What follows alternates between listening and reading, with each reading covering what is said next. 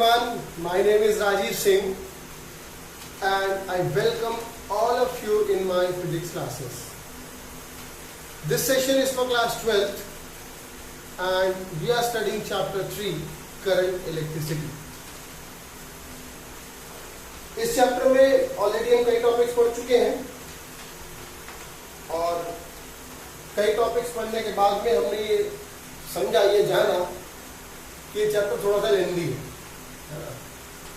अच्छी बात यह है कि चैप्टर सुनने में, समझने में, देखने में इजी लगता है और वो भी सिर्फ इस वजह से लगता है क्योंकि हम इस चैप्टर के ज्यादातर टॉपिक्स को क्लास 10th में भी पढ़ चुके हैं। अब जो हम आपको पढ़ाने जा रहे हैं वो थोड़ा सा अलग है, वो थोड़ी सी नई चीज है, ये आपने क्लास 10th में नहीं पढ़ी। आज हम बात करेंगे सेल की। इससे पहले जब हमने आपको कैपेसिटर पढ़ाया था तो सिर्फ और सिर्फ एक इंट्रोडक्शन दिया था और ये बताया था कि how the cells are different from the capacitors. आज हम डिटेल में बात करेंगे सेल्स के बारे में और अगर टाइम बचा तो आज ही मैं आपको कॉम्बिनेशन ऑफ सेल्स की मैकेनिज्म भी समझा दूंगा, ठीक है ना। चलिए शुरुआत करते हैं सेल से। कई सारे टॉपिक मैंने यहाँ पर एक साथ ले रखे हैं, cells, EMF, internal resistance and terminal potential difference.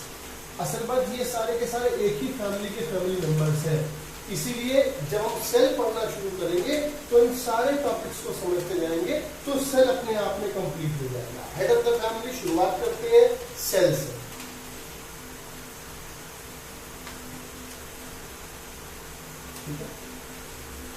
Cell क्या है?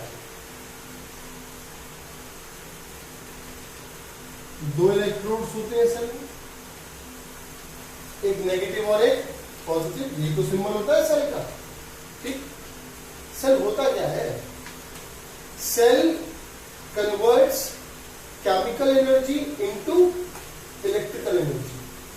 कह सकते हैं सेल केमिकल एनर्जी को इलेक्ट्रिकल एनर्जी में कन्वर्ट करता है। सेल को अगर आप देखो, कभी लैब में अगर आपको सेल बनाना हो तो बहुत सिंपल है सेल को बनाना। हमने क्या करना है, एक कंटेनर लिया, उस कंटेनर में हमने दो इलेक्ट्रोड्स लिए, इन दोनों इलेक्ट्रोड्स के अंदर इन दोनों इलेक्ट्रोड्स को जिस भी कंटेनर में मैंने रखा, उस कंटेनर में मैंने इलेक्ट्रोलाइट फिल किया।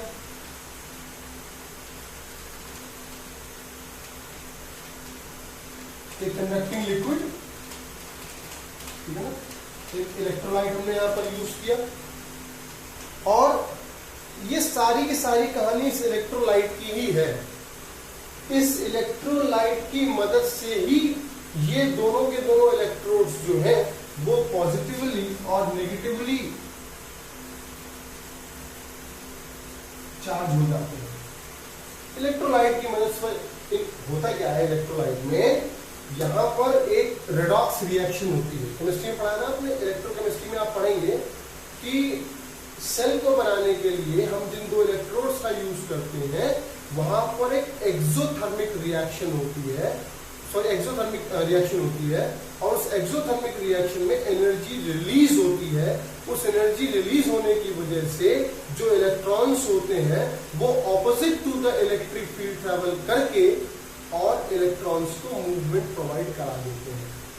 सेल कभी भी इलेक्ट्रॉन को प्रोड्यूस नहीं करता। एक जनरल मेथड ये है कि इलेक्ट्रिक सेल जो होते हैं या इलेक्ट्रिक सेल जो होता है वो करंट को प्रोड्यूस करता है, वो इलेक्ट्रिसिटी को प्रोड्यूस करता है, ऐसा नहीं है। जो सेल्स होते हैं उन सेल्स में इस कॉन्सेप्ट को समझिए। यहां पर रेडॉक्स रिएक्शन होती है। रेडॉक्स रिएक्शन का मतलब क्या है? यहां पर आप सब लोगों को पता है, आपने इलेक्ट्रोकेमिस्ट्री में पढ़ रखा है, यहाँ पर ऑक्सीडेशन और रिडक्शन दोनों होता है, जिसकी वजह से एक प्लेट पॉजिटिव चार्ज और एक प्लेट नेगेटिव चार्ज हो जाती है, ठीक है ना। अभी तो सिर्फ ये सेल बना है, सेल ने इलेक्ट्रॉन्स, अब सेल का काम इलेक्ट्रॉन्स को प्रोड्यूस करना नहीं है, सेल का काम होता है इलेक्ट्रॉन्स को ट्रांसफर करना एक प्लेट से दूसरी प्लेट पर, और वो ट्रांसफर होंगे in between the space of this plates. इस तरीके से यहां से यहां तक अगर ये इलेक्ट्रॉन्स ट्रांसफर होंगे तब ये सेल की वर्किंग शुरू होती है। सेल सिर्फ और सिर्फ इलेक्ट्रॉन्स को रोटेट करने का काम करते हैं, चार्जेस को रोटेट करने का काम करते हैं, चार्जेस को प्रोड्यूस करने का काम नहीं करते, ठीक है ना। सिंपल भाषा में हमने समझा कि सेल केमिकल एनर्जी, केमिकल तो हमने यहाँ पर डाला, इलेक्ट्रोलाइट तो हमने डाला, तो इस केमिकल की वजह से ही इलेक्ट्रिसिटी यहाँ पर रोटेशन में आ गई, ठीक है ना। तो एक एनर्जी से दूसरी एनर्जी का कन्वर्जन हुआ, ये केमिकल एनर्जी का कन्वर्जन इलेक्ट्रिकल एनर्जी में हुआ, तो ये सिंपल सेल है, ठीक है ना। अब बात आती है कि इसके कई सारे ऐसे कॉन्सेप्ट हैं, कई सारे सेल के बारे में ऐसी बातें जानने वाली है जो कि एग्जाम में तो शायद नहीं पूछी जाएंगी आपसे, लेकिन अगर आप सेल को स्टडी कर रहे हैं प्रॉपरली, तो सेल के साथ कैपेसिटर को आप कैसे डिफरेंशिएट करेंगे आप तभी कर पाएंगे जब सेल के बारे में पूरी जानकारी आप रखेंगे। सेल कैपेसिटर में क्या होता है, कैपेसिटर चार्ज को स्टोर कर लेता है, जहां पर भी रिक्वायरमेंट होती है सडनली चार्ज को डिलीवर कर देता है, जबकि जो सेल्स होते हैं वो चार्ज को कभी भी स्टोर नहीं करते हैं, चार्जेस को हमेशा रोटेशन में रखते हैं, ठीक है ना। चलिए, ऐसे भी समझ सकते हैं कि cell maintains a potential difference due to which electrons get force to move from one terminal to another terminal. ये जो सेल है, इस सेल का कोई ना कोई पोटेंशियल डिफरेंस होगा, तो ये सेल की मैकेनिज्म ये कहती है कि अगर कोई ये सेल एक पर्टिकुलर पोटेंशियल डिफरेंस मेंटेन कर रहा है, तो उस पोटेंशियल डिफरेंस की मदद से इलेक्ट्रॉन्स को जो फोर्स मिलेगा, ऑब्वियसली वो फोर्स इलेक्ट्रोस्टैटिक फोर्स बिल्कुल नहीं होगा, ध्यान रखिएगा। इस सेल ने जो पोटेंशियल डिफरेंस मेंटेन किया, उस पोटेंशियल डिफरेंस की मदद से इलेक्ट्रॉन्स को फोर्स मिल जाता है, चार्जेस को फोर्स मिल जाता है, जिससे कि इलेक्ट्रॉन्स जो होते हैं वो मूव करना शुरू कर देते हैं, और यही सेल की मेन वर्किंग है, यही सेल का मेन मैकेनिज्म है, ठीक है ना। हम मार्केट से जब सेल परचेज करते हैं, तो सेल के ऊपर लिखा हुआ एक वोल्टेज होता है, चाहे वो 1.5 वोल्ट हो, चाहे वो 2 वोल्ट हो, चाहे वो 2. हर सेल के ऊपर, अगर मान लीजिए हमने ये एक सेल परचेज किया, इसमें एक टर्मिनल आपका पॉजिटिव होता है, दूसरा टर्मिनल आपका नेगेटिव होता है, इस पर लिखा होता है 1.5 वोल्ट, लिखा होता है 1.5 वोल्ट। ये 1.5 वोल्ट है, तो आपके दिमाग में आ रहा होगा 1.5 वोल्ट है, और वोल्ट जो ऐसा यूनिट होती है वो वोल्टेज यानी पोटेंशियल डिफरेंस की होती है, तो सीधा सीधा मतलब ये हुआ कि सेल का वोल्टेज आपको दे रहा है, और आप मांगते भी ऐसे ही हो शॉपकीपर से, या शॉप से अगर आपको सेल की रिक्वायरमेंट है पर्टिकुलर वोल्टेज की, then you require particular voltage cell, कि हमको 1.5 वोल्ट का सेल, अगर हमको 9 वोल्ट की मोटर ऑपरेट करनी है, तो ऑब्वियसली हम एक सेल की डिमांड करेंगे जिसका वोल्टेज कितना हो, 9 वोल्ट हो। एक्चुअली में ये वोल्टेज नहीं है, पोटेंशियल डिफरेंस नहीं है, ये ईएमएफ है। क्या है ये? ईएमएफ है।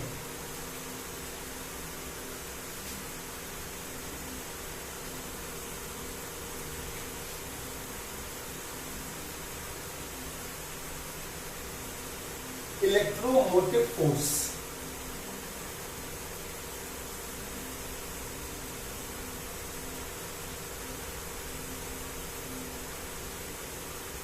इलेक्ट्रोमोटिव फोर्स अगर आपको डिफाइन करना है किसी भी सेल का, तो पहले हम उस फॉर्मूले को आपको समझा देंगे, जिस फॉर्मूले की मदद से फिर आप आसानी से ईएमएफ में और पोटेंशियल डिफरेंस में अंतर समझ पाएंगे। अभी मैं सिर्फ आपको वो स्टेटमेंट समझा देता हूं। जो सेल आपने मार्केट से परचेज किया, उसके ऊपर अगर 1.5 वोल्ट, 2 वोल्ट, 10 वोल्ट, 9 वोल्ट जो भी वोल्टेज लिखा हुआ है, वोल्ट में लिखी हुई जो वैल्यू है, एक्चुअली में वो सेल का ईएमएफ है, और वो सेल का ईएमएफ है, ये इस बात को डिग्निफाई, ये इस बात को सेटिस्फाई कर रहा है कि अगर उस सेल से कोई भी करंट ड्रॉ न की जाए, तो उस सिचुएशन में उस करंट का जो पोटेंशियल डिफरेंस होगा वो मैक्सिमम होगा, और वही पोटेंशियल डिफरेंस उस सेल का ईएमएफ होगा। यानी कि बात तो एक बात यही समझ में आती है कि ईएमएफ भी है तो वोल्टेज ही, नो डाउट ईएमएफ है तो वोल्टेज ही, लेकिन कब? जबकि उस सेल से कोई भी करंट ड्रॉ ना की जा रही हो। मतलब आपने सेल लिया और इस सेल को आपने सर्किट में कहीं भी अप्लाई नहीं किया हुआ है, तो अगर आपने सर्किट में अप्लाई ही नहीं किया इस सेल को, तो इलेक्ट्रॉन का रोटेशन तो इसमें हो नहीं रहा होगा, यानी इससे कोई करंट तो ड्रॉ हो नहीं रही होगी। और जब इससे कोई करंट ही ड्रॉ नहीं हो रही है, तो उस दौरान इस सेल पर लिखा हुआ जो वोल्टेज वैल्यू है, जो वोल्ट में वैल्यू लिखी हुई है, वो इस सेल का ईएमएफ है। क्या है? ईएमएफ है। और शॉर्ट लैंग्वेज में हम ये भी कह सकते हैं कि EMF is the maximum potential difference of a cell when no current is drawn from it. अगर किसी सेल से कोई करंट ड्रॉ नहीं करी जा रही है, तो उस सेल का जो पोटेंशियल डिफरेंस होगा वो मैक्सिमम होगा, और वही मैक्सिमम पोटेंशियल डिफरेंस उस सेल का ईएमएफ होना जाएगा। आगे मैं फॉर्मूला लिखूंगा तो ये चीज और क्लियर हो जाएगी। इसकी ऐसा यूनिट भी वोल्ट होती है। हम आगे पढ़ रहे हैं इंटरनल रेसिस्टेंस के बारे में। इंटरनल रेसिस्टेंस, ऐसे तो ये वाला एग्जांपल देना हो सकता है आपको जल्दी समझ में आ जाए। कभी कभी हम बड़ी मेहनत से पढ़ने बैठते हैं, बहुत मन लगाकर कि आज सर ने हमको बहुत मोटिवेट कर दिया है और आज हम पढ़ेंगे बैठ करके पूरा का पूरा चैप्टर पढ़ डालेंगे, सब कुछ रिवाइज कर डालेंगे, ठीक है ना।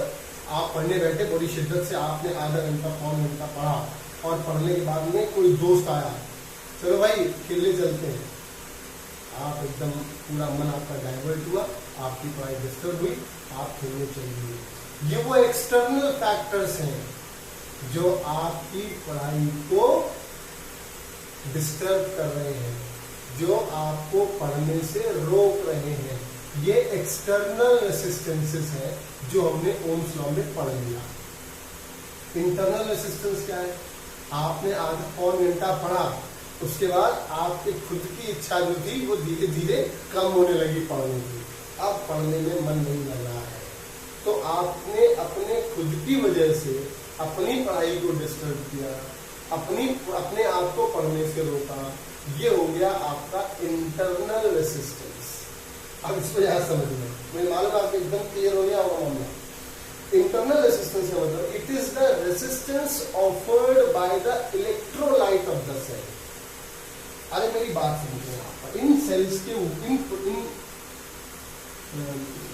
कंडक्टर्स इलेक्ट्रोड्स के ऊपर पॉजिटिव और नेगेटिव चार्ज, ठीक है।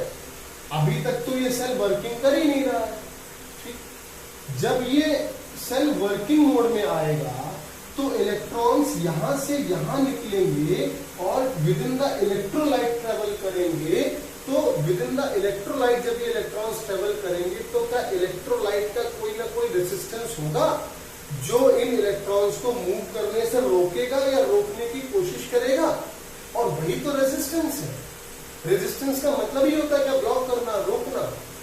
तो इट इज, और ये है क्या? ये सेल के इंटरनल फैक्टर ही तो है। ये सेल बना किसकी वजह से? इलेक्ट्रोलाइट की वजह से, और वो इलेक्ट्रोलाइट ही सेल के अंदर जो इलेक्ट्रॉन्स का मूवमेंट है उनको अपोज कर रहा है। तो ये इंटरनल रेजिस्टेंस हुआ। Resistance offered by the electrolyte of the cell is called its internal resistance.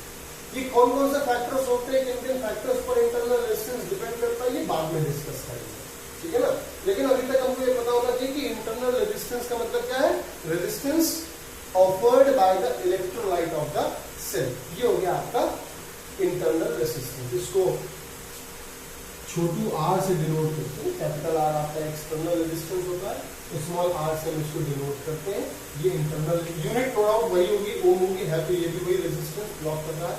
चलिए, सबसे छोटा बच्चा होता है इस फैमिली का टर्मिनल पोटेंशियल डिफरेंस। सबसे छोटा और सबसे शैतान, यानी सबसे ज्यादा यूज होने वाला है इस टॉपिक का इस सेल में, टर्मिनल पोटेंशियल डिफरेंस।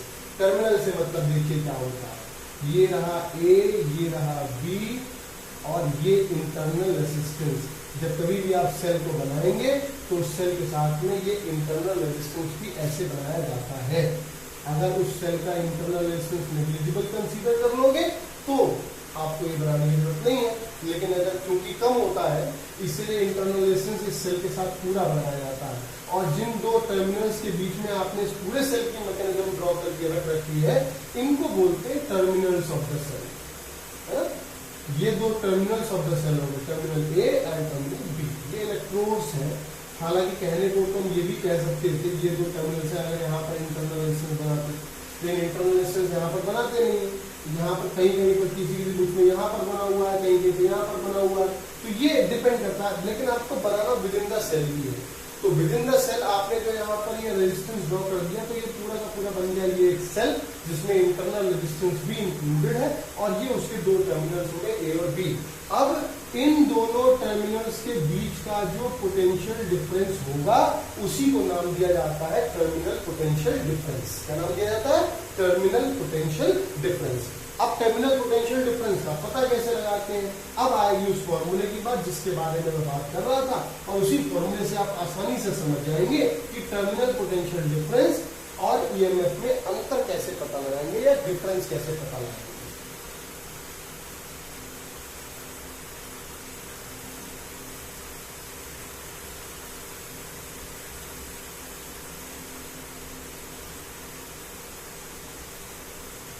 यहां से एग्जांपल के तौर पर आपने इसको किसी सर्किट में अप्लाई किया है इस सेल को, तो जब सर्किट में अप्लाई करोगे तो इस सेल से करंट ड्रॉ होने लगेगी, आई करंट ड्रॉ होने लगी। एग्जांपल के तौर पर कितनी करंट ड्रॉ होने लगी? आई करंट ड्रॉ होने लगी। ठीक है, अब मुझे ये बताइए, आपने मार्केट से सेल परचेज किया, उस सेल पर लिखा हुआ था एग्जांपल के तौर पर 2 वोल्ट। कितना लिखा हुआ था?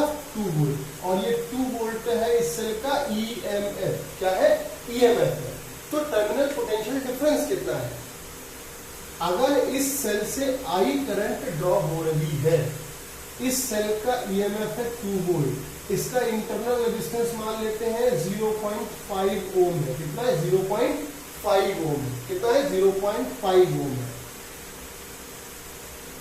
सेल के मैकेनिज्म के हिसाब से, बैटरी मैकेनिज्म के हिसाब से, जब इस सेल को आपने सर्किट में अप्लाई किया तो आपने ये पाया पोटेंशियल डिफरेंस जो आपको मिल रहा है वो 1.5 वोल्ट मिल रहा है।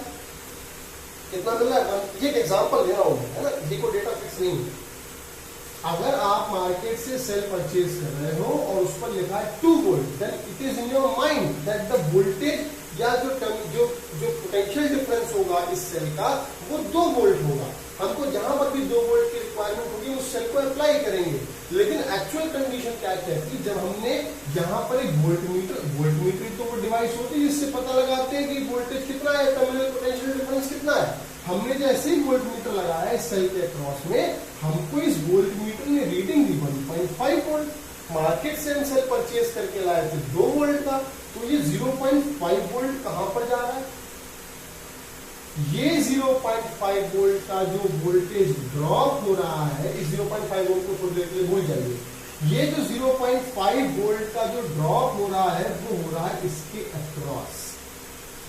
किसके अक्रॉस? इंटरनल रेजिस्टेंस के अक्रॉस। कैसे हो रहा है समझिएगा। करंट आई यहां से आई और यहां पर इसका इंटरनल रेजिस्टेंस है आर। अब अगर I और R की बात करूं तो ओम्स लॉ के हिसाब से I इंटू आर तो हुआ पोटेंशियल। नहीं पढ़ा हमने? ओम्स लॉ में क्या पढ़ा? V is equals to I R. तो अगर इस सेल का ईएमएफ है 2 वोल्ट, इसका एक कुछ इंटरनल रेजिस्टेंस भी है, और इंटरनल रेजिस्टेंस की वजह से जैसे ही करंट यहां से पास होगी, इस सेल का इंटरनल रेजिस्टेंस इस करंट को ब्लॉक करेगा, इस करंट को रोकेगा, इस करंट को डिस्टर्ब करेगा। और अगर इस करंट को डिस्टर्ब करेगा तो क्या करंट का मैग्नीट्यूड जैसे यहां पर आएगा, कुछ अमाउंट ऑफ वोल्टेज ड्रॉप यहीं पर हो जाएगा। यानी कि जिस सेल का इंटरनल रेजिस्टेंस जितना ज्यादा है, उस सेल के ईएमएफ में और पोटेंशियल डिफरेंस में डिफरेंस भी उतना ही ज्यादा होगा। भाई अगर ये इंटरनल रेजिस्टेंस की वैल्यू ज्यादा है तो इसी इंटरनल रेजिस्टेंस के क्रॉस पोटेंशियल ड्रॉप भी बढ़ जाएगा। आप सेल खरीद के लाए 2 वोल्ट का और आपको मिल रहा है सिर्फ 0.5 वोल्ट ही पोटेंशियल डिफरेंस। इसका मतलब क्या है? 1.5 वोल्ट तो लॉस हो गया। और कहां लॉस हुआ? Across this internal resistance of the cell. अब आप मुझे अगर बताइए, अगर आपको पता लगाना है कि टर्मिनल पोटेंशियल डिफरेंस का फॉर्मूला क्या होगा, तो see look at this formula and easily you will get your answer. क्या हमारे ली गई डेटा की वैल्यू यहां सेटिस्फाई होगी? देखिए हमको वोल्टेज मिल रहा है 1.5 वोल्ट, हमारा ईएमएफ था 2 वोल्ट। तो मुझे बताइए ये what is this IR? IR voltage ही तो है। किसके क्रॉस है? उस इंटरनल रेजिस्टेंस के अक्रॉस वोल्टेज ड्रॉप हो रहा है। और इस आई आर की वैल्यू निकल करके देखो क्या आती है, क्या 0.5 वोल्ट नहीं आ रही है। इसका मतलब क्या है, इस इंटरनल रेजिस्टेंस के अक्रॉस इतना वोल्टेज ड्रॉप हो गया, और यही वो वजह है। तो अब ध्यान दीजिए जरा उस ईएमएफ की डेफिनेशन को। मैंने क्या आपसे कहा, EMF of a cell is defined as the maximum potential difference when no current is drawn। अगर कोई करंट ही ड्रॉ ना हो रही हो तो I जीरो, अगर कोई करंट ही ड्रॉ नहीं हो रही तो इस R के क्रॉस कोई वोल्टेज ड्रॉप होगा, नहीं होगा। अगर कोई वोल्टेज ड्रॉप हुआ ही नहीं तो जो उस सेल का पोटेंशियल डिफरेंस है वही उस सेल का ईएमएफ। बात डेफिनेशन समझ में आई। मैंने क्या कहा, EMF of a cell is its maximum potential difference when no current is drawn from it. अगर इस सेल से कोई करंट ड्रॉ नहीं हो रही है, मतलब आई जीरो है, मतलब ये जीरो हो गया, तो ई और बी बराबर हो गए। ये सिंबॉलिक रिप्रेजेंटेशन है ईएमएफ का, एप्सिलॉन के जैसा दिखता है नहीं। आपको कंफ्यूजन लगे तो आप बना सकते हो ई, लेकिन इलेक्ट्रिक फील्ड में फिर इसमें कंफ्यूजन हो जाएगा, इसलिए आप ऐसे बनाइए, ये ईएमएफ का रिप्रेजेंटेशन है। तो क्या इक्वेशन सेटिस्फाई हुई, V is equals to E minus I R की। यहाँ पर V क्या है, टर्मिनल पोटेंशियल डिफरेंस है, इन दोनों टर्मिनल्स के अक्रॉस पोटेंशियल डिफरेंस है। E क्या है, ईएमएफ है, और आई आर क्या है, वो पोटेंशियल ड्रॉप है जो कि इस सेल के थ्रू करंट ड्रॉ होने से उसके इंटरनल रेजिस्टेंस पर ड्रॉप हो रहा होगा। ठीक है ना। अगर करंट ड्रॉ नहीं होगी तो कोई वोल्टेज ड्रॉप भी नहीं होगा, कोई वोल्टेज लॉस भी नहीं होगा, और वोल्टेज लॉस नहीं होगा तो ईएमएफ और पोटेंशियल डिफरेंस बराबर होंगे। तभी तो मैं कह रहा हूं अगर ये आई आर जीरो है तो इस सेल का पोटेंशियल डिफरेंस मैक्सिमम होगा, उससे ज्यादा नहीं हो सकता, और वही उस सेल का ईएमएफ भी होगा। बात समझ आ गई ना, ठीक है ना। कोशिश करिए इन सारे के सारे टॉपिक्स को नोट से, बुक से पढ़िए। जो भी डाउट आपको समझ में, जो भी डाउट आपको लगे, आपको कोई समस्या आती है, कोई प्रॉब्लम आती है, आप मुझसे जरूर पूछिए, ठीक है ना।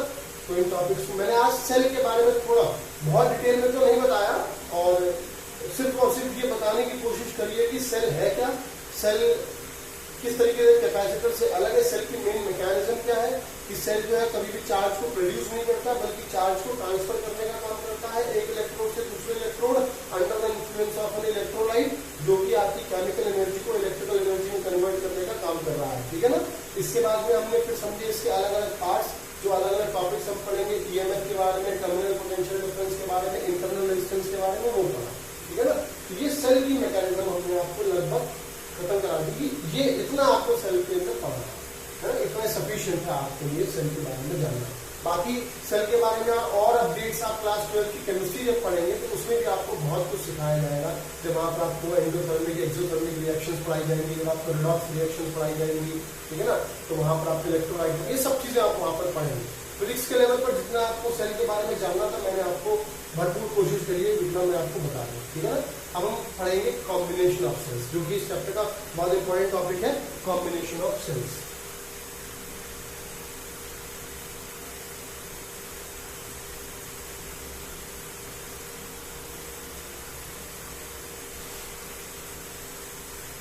कॉम्बिनेशन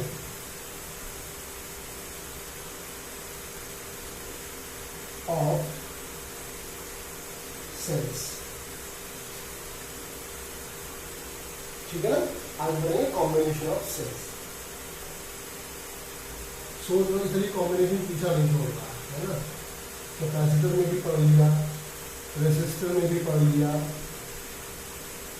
अब सेल में भी जब आप ले आए, आगे इंडक्टर के केस में भी पढ़ेंगे, अभी बहुत कुछ बचा हुआ है ना चैप्टर 6 में। तो नो डाउट सेल्स को भी हम लोग दो ही मैकेनिज्म, दो ही तरीकों से कंबाइन कर सकते हैं, एक तो सीरीज में और दूसरा पैरेलल में। तो सबसे पहले जान लेते हैं how the cells are combined in series. अगर दो सेल्स को एंड टू एंड जोड़ा, देखिए बहुत टिपिकल जो क्वेश्चंस आते हैं सेल के, जो कॉम्बिनेशन के, वो तो फिर किरचॉफ्स लॉ से सॉल्व होते हैं, तो हम आपको अगले वीडियो में समझाएंगे। जो सिंपल क्वेश्चंस होते हैं, जो सिंपल कॉम्बिनेशन ऑफ सेल्स होते हैं, वो आप इन फॉर्मूले से सॉल्व कर सकते हैं, इसलिए ये फॉर्मूले भी आपके इंपॉर्टेंट है। तो अगर सीरीज की बात करें कि दो सेल्स को आपने अगर एंड टू एंड जोड़ रखा है, एंड टू एंड अगर आपने जोड़ रखा है,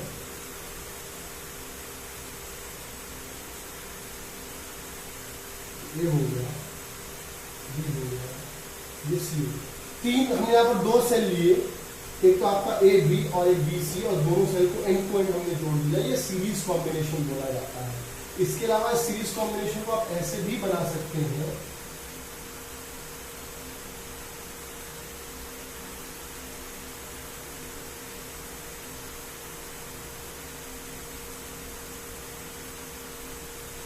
लेकिन जो रिजल्टेंट का आंसर आएगा वो दोनों फिगर्स के लिए अलग अलग आएगा, क्योंकि सारा खेल टर्मिनल्स का है, सारा खेल यहाँ पर साइन का है। पहले इसको समझ लेते फिर उसे समझ आएगी। यहाँ पर हम देख रहे हैं कि जो सेल को जोड़ा गया है वो positive negative positive negative positive negative इस तरीके से end to end consecutively directly जोड़ दिया गया है। तो ये सीरीज कॉम्बिनेशन है, और इस सीरीज कॉम्बिनेशन में अगर इस वाले सेल का ईएमएफ मान E1 है, इसका इंटरनल रेजिस्टेंस R1 है, इस सेल का ईएमएफ E2 है, इसका इंटरनल रेजिस्टेंस R2 है, हमने इसके लिए क्या किया, एक इक्विवेलेंट सेल ड्रॉ किया जो कि इन दोनों सेल के ईएमएफ का और इंटरनल रेजिस्टेंस का इक्विवेलेंट रिप्रेजेंट करेगा E और R। ये सेल इन दोनों सेल का इक्विवेलेंट रिप्रेजेंट कर रहा है। हम फॉर्मूला कैसे ड्रॉ करेंगे, देखिएगा, अगर आपने लिखा है टर्मिनल पोटेंशियल डिफरेंस, इसका मान लीजिए V1 है और इसका मान लीजिए V2 और इसका है V3, ठीक है। तो फॉर्मूला आपने सीरीज के लिए हमेशा से पढ़ते आया कि टोटल वोल्टेज जो आपका होगा, एक्चुअली में जो वोल्टेज होगा टर्मिनल पोटेंशियल डिफरेंस, वो इन दोनों के पोटेंशियल्स के एडिशन के बराबर ही तो होगा, V1 प्लस V2। तो आपने लिखा V is equal to V1 plus V2। अब टर्मिनल पोटेंशियल डिफरेंस का सेल के लिए फॉर्मूला मैंने पढ़ाया ना आपको, क्या फॉर्मूला है, E माइनस आई आर, पढ़ाया ना फॉर्मूला। ऐसे ही इस वाले सेल के लिए फॉर्मूला क्या निकलेगा, E1 माइनस आई R1। भाई करंट तो चेंज होने से नहीं, क्योंकि सीरीज कॉम्बिनेशन है और सीरीज में आई तो बदलती नहीं है, इसलिए आई आपकी एज इट इज ही रहेगी। ये नाम लीजिए ए और यहाँ पर आ जाएगा सी, हमने इक्विवेलेंट बनाया है। E1 माइनस आई R1 प्लस V2 में जगह पर आ जाएगा E2 माइनस आई R2। अब जरा देखिए, E minus I R equals to E1 plus E2 एक साथ हो गया, माइनस आई अगर कॉमन ले तो R1 प्लस R2 एक साथ हो जाएगा, इसमें कोई डाउट तो नहीं है ना। अब करना क्या है, करना कुछ नहीं, बहुत सिंपल है, LHS को और RHS को कंपेयर कर लीजिए। कंपेयर करेंगे तो E के साथ में कंपेरिजन में आपको निकल करके आएगा E is equal to E1 plus E2, और अगर आप इस IR को इसके साथ में कंपेयर करेंगे तो I से I कैंसिल हो जाएगा और R की जगह पर वैल्यू आ जाएगी R1 प्लस R2। ये तो बिल्कुल नई चीज नहीं पढ़ रहे हम। R is equal to R1 plus R2 series combination of resistance को हमने आपको पहले भी समझाया है कि अगर दो रेजिस्टेंसेस सीरीज में है तो उनका इक्विवेलेंट रेजिस्टेंस जो आता है वो उन दोनों का एल्जेब्रिक सम आएगा, आएगा नहीं आएगा। यहाँ पर ईएमएफ की केस में भी वही चीज आ रही है कि ईएमएफ अगर आपको इक्विवेलेंट निकालना है तो वो इक्विवेलेंट ईएमएफ दोनों ही सेल के ईएमएफ के एल्जेब्रिक सम के बराबर आएगा, और कोई अंतर नहीं होगा। यहाँ पर दो सेल में अगर 6 सेल लगे होंगे तो 6 सेल का ईएमएफ ऐड हो जाएगा अगर ये इस तरीके से कनेक्टेड है तो, और उनका इंटरनल रेजिस्टेंस भी इस तरीके से ऐड हो जाएगा। ये सीरीज कॉम्बिनेशन ऑफ रेजिस्टेंस है। इसकी एक मेथड ऐसे भी आ सकता है और बहुत सिंपल है। देखिए, अब अगर आपने इस वाले सेल के टर्मिनल पलट दिए हैं तो पलट देने पर क्या हो जाएगा, सिर्फ और सिर्फ आपके ईएमएफ की वैल्यू ही तो माइनस में हो जाएगी।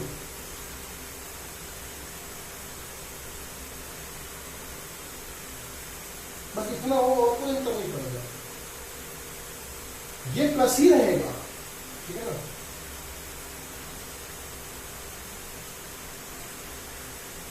बस आपका ईएमएफ का जो टर्मिनल है वो पलट देने से इस वाले सेल के रिस्पेक्ट में इस वाले सेल का ईएमएफ नेगेटिव हो जाएगा। इस वाले सेल का ईएमएफ इस वाले सेल की ईएमएफ को कैंसिल आउट करेगा। तो दिमाग में सिर्फ इतना सेट रखना है कि दो सेल्स अगर end to end consecutively positive negative positive negative positive negative का ज्वाइंट है तो सिंपली उनका एल्जेब्रिक सम हो जाएगा। बीच में कोई एक भी सेल अगर आपका पलट करके रख दिया गया तो उस सेल के ईएमएफ को माइनस कर दीजिए, रेजिस्टेंस की सेल पर कोई फर्क नहीं पड़ेगा, ये एज इट इज ही जाएगा, ये माइनस नहीं कर दीजिएगा। याद रहेगा ना, 6 सेल लगे हुए एक साथ, 6 में 5 तो लगे बिल्कुल ऐसे ही पॉजिटिव नेगेटिव पॉजिटिव, एक लगा हुआ है उल्टा नेगेटिव पॉजिटिव, तो 5 को सिंपली ऐड कर दो, छठे वाले को सब्ट्रैक्ट कर दो उसके साथ में। यही सिंपली करना है आपको। ये सिंपल सर्किट के लिए मैं आपको कॉम्बिनेशन समझा रहा हूँ, तो इसमें बहुत ज्यादा स्ट्रेस लोड लेने की जरूरत नहीं है। सीधे सीधे इंक्रीमेंट जुड़ रहा है, जोड़ दो, एक भी उल्टा अगर आ रहा है तो उसकी ईएमएफ को माइनस कर दो, रेजिस्टेंस की जेड पर कोई फर्क नहीं पड़ेगा, ये एज इट इज ही रहेगा, चाहे सीधे सीधे जुड़ रहे हो चाहे नेगेटिव पॉजिटिव पॉजिटिव नेगेटिव जुड़ रहे हो। समझ में आ रहे ना? चलिए इसी तरीके से समझ लेते हैं पैरेलल।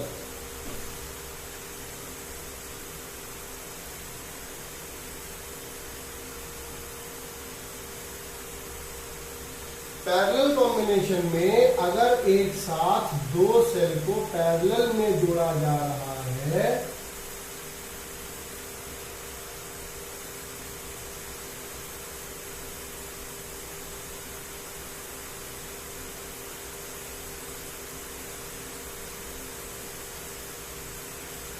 ए बी सी और डी, तो इसका भी आप एक इक्विवेलेंट बना लो between the terminals A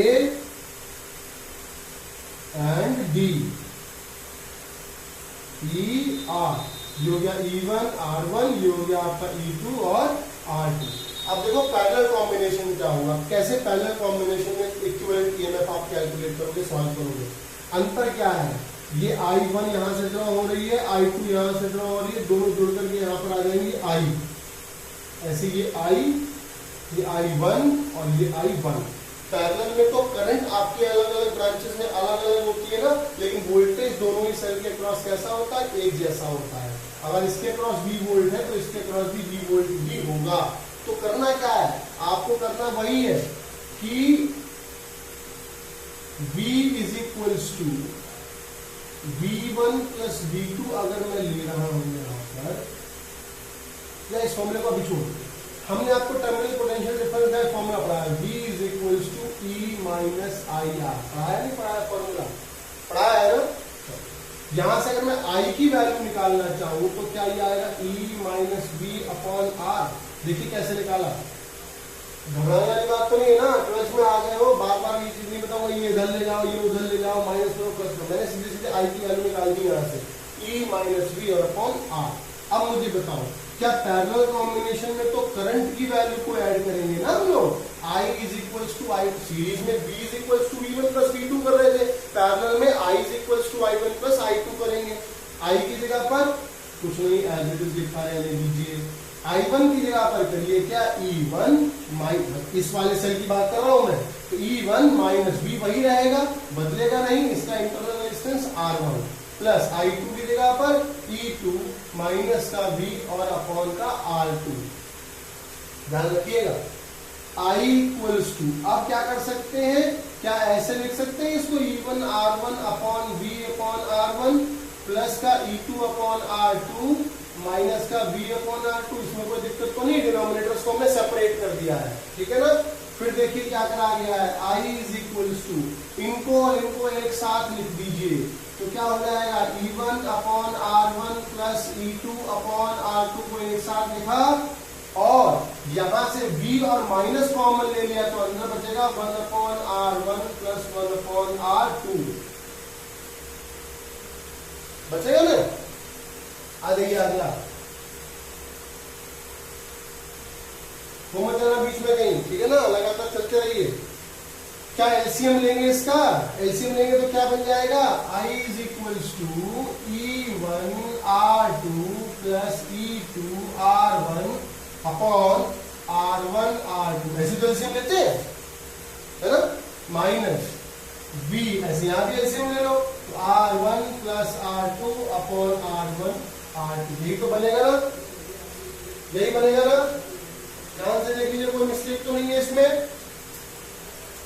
अब करना क्या है, अब इस वाले पोर्शन को इधर ले आइए एलएचएस में, और I को उस तरफ ले जाइए। देखिए ध्यान से देखिएगा, V माइनस का इधर आया, प्लस का हो जाएगा R1 plus R2 upon R1 R2, ये मैं एलएचएस में ले आया, इक्वल टू, ये अपनी जगह पर फिक्स रहेगा, नहीं बदलेगा, E1 R2 plus E2 R1 upon R1 R2, और ये I रह जाएगा तो काय का हो जाएगा, माइनस का I हो जाएगा, काय का हो जाएगा, माइनस का I हो जाएगा। अब समझिए, अब अगर इस B के साथ में ये चीज मल्टीप्लाई में है, तो जब ये RHS में जाएगी तो डिवीजन में हो जाएगी, डिवाइड हो जाएगी, और डिवाइड होने का मतलब क्या है, अगर मैं न्यूमरेटर और डिनोमिनेटर को पलट दूं तो मल्टीप्लाई भी करा सकते हैं, यानी कि E1R2 plus E2R1 upon R1R2। अब ध्यान से देखिएगा, सिर्फ इतने पोर्शन को इसके डिवीजन में लाओ तो मल्टीप्लाई कर दो, बस इसको ऊपर लिख दो, इसको नीचे लिख दो, यही तो करते हैं जनरली मैथ्स में हम। और बिल्कुल ऐसा ही आई के साथ में भी होगा, R1R2 और अपॉन R1 प्लस R2। बात समझ में आई है मेरी? यही V इज इक्वल्स टू, क्या ये कैंसिल हो रहा है? तो क्या बच रहा है? E1R2 plus E2R1 upon R1 plus R2 minus का I R1R2 upon R1 plus R2। ठीक है? ठीक है। अब क्या करना है? अब V की जगह पर लिखेंगे E माइनस आई आर, क्योंकि हमें कंपेयर कराना था। ठीक है ना, इसीलिए हमने यहाँ पर आई की जगह पर ई माइनस ये नहीं लिखा जो इस फॉर्मूले में हमने चेंज फाइंड आउट करा, हमें कंपेयर कराना था। तो V की जगह पर वैल्यू अप्लाई करेंगे, तो V की जगह पर E माइनस आई आर और RHS में यही वैल्यू जो लिखी हुई है मैंने यहाँ पर लिखी है ना। फिर ऐसा क्या हुआ? अब अगर आप इसको LHS को और RHS को कंपेयर करोगे तो आप आसानी से पता लगा सकते हो कि व्हाट इज E। EMF क्या है? इक्विवेलेंट EMF क्या आएगा? इक्विवेलेंट EMF यही तो आएगा जो लिख रखा है आपने, E1R2 प्लस E2R1 और अपॉन R1 प्लस R2। ये इक्विवेलेंट EMF की वैल्यू आ गई। और इस R को इस R के साथ में कंपेयर कर लो तो इसकी वैल्यू क्या आ जाएगी? R1R2 upon R1 plus R2। और my dear students, this formula is not new. इस फॉर्मूले को अगर आप रेसिप्रोकल करके लिखो तो ये वही फॉर्मूला है जो हमने पैरेलल कॉम्बिनेशन ऑफ रेजिस्टेंसेस के लिए पहले से पढ़ रखा है।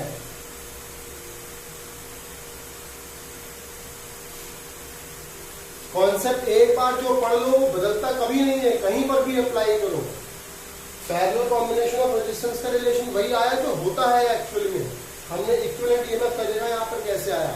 फिर समझिए, दो सेल्स को पैरेलल में जोड़ने पर उनके थ्रू ड्रॉ होने वाली करंट I1 और I2 को हमने ऐड किया फॉर द टोटल करंट, यानी कि I is equal to I1 plus I2।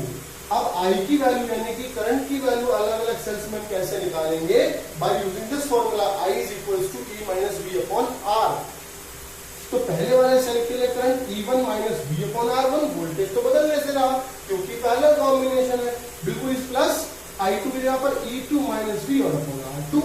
ठीक है, हमने डिनोमिनेटर को सेपरेट किया और E1 R1 E2 R2 एक साथ लिखा, V को कॉमन लेकर के 1 अपॉन R1 और 1 अपॉन R2 को एक साथ लिखा। अब क्या किया है? अब किया है हमने एलसीएम, इन दोनों का एलसीएम लेकर के इस कॉम्प्लेक्स को चेंज कर लिया।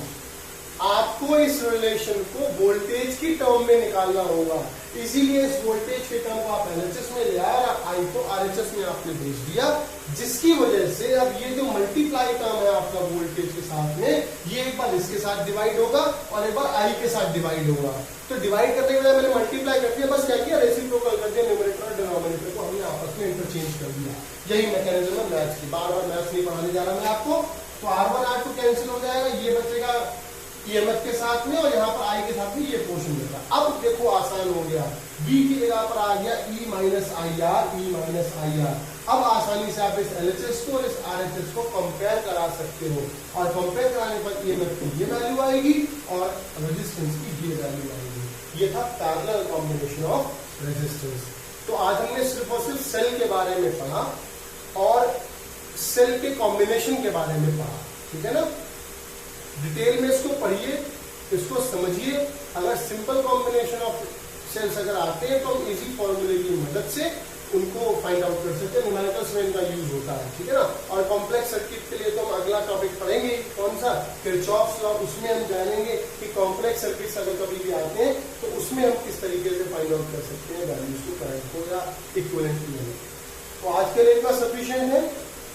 घर पर पढ़िए, अपने नोट्स बनाइए, इस डेरिवेशन को, सीरीज को बार बार डिराइव करिए, सेल की मैकेनिज्म को पढ़िए, गैटिंग मैकेनिज्म को पढ़िए और सेल के टॉपिक को कंप्लीटली प्रिपेयर कर लीजिए, ताकि जब मैं आपको किरचॉफ्स लॉ पढ़ाऊं तो आपको बार बार ये बताना ना पड़े कि टर्मिनल पोटेंशियल डिफरेंस क्या है, ये सेल का EMF क्या है, इंटरनल रेजिस्टेंस क्या है। अगर आप इसको अच्छे से समझ जाएंगे तभी आपको किरचॉफ्स लॉ पढ़ने में मजा आएगा। और किरचॉफ्स लॉ भी एग्जाम में कम आते हैं, किरचॉफ्स लॉ पर बेस्ड न्यूमेरिकल एग्जाम में जरूर आते हैं। ये लिख करके रख लीजिए आप। तो किरचॉफ्स लॉ एक कॉम्प्लेक्स सर्किट को सॉल्व करने के बहुत सिंपल मेथड्स है, जिसको कि हम अपने नेक्स्ट वीडियो में पढ़ेंगे, ठीक है ना। तो for today it is sufficient. Stay home, stay safe. Thank you very much for today.